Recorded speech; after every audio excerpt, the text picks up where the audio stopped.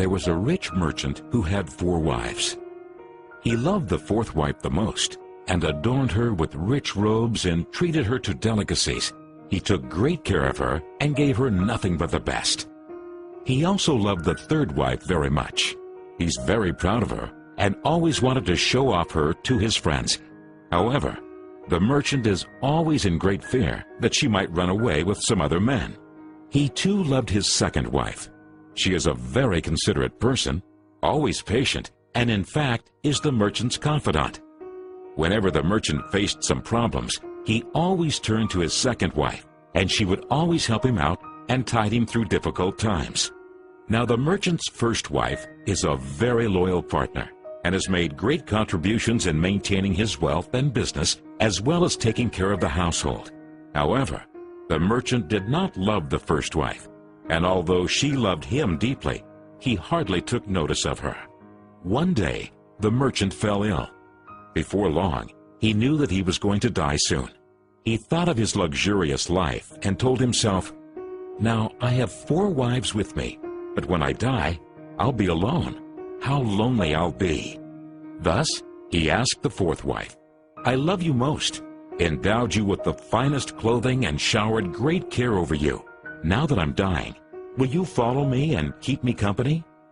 "No way," replied the 4th wife, and she walked away without another word. The answer cut like a sharp knife right into the merchant's heart. The sad merchant then asked the 3rd wife, "I have loved you so much for all of my life. Now that I'm dying, will you follow me and keep me company?"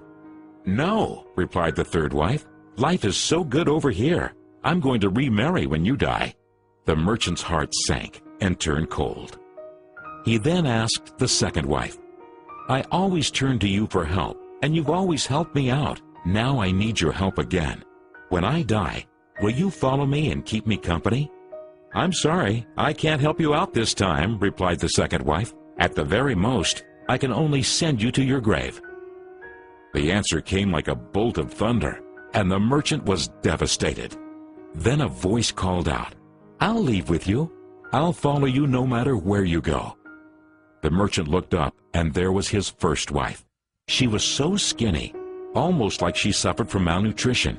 Greatly grieved, the merchant said, "I should have taken much better care of you while I could have."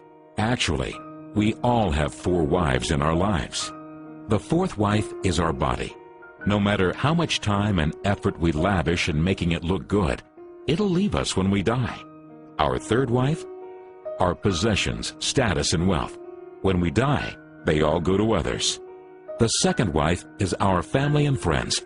No matter how close they had been there for us when we're alive, the furthest they can stay by us is up to the grave.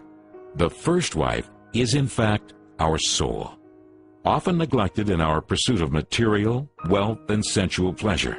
Guess what? It is actually the only thing that follows us wherever we go.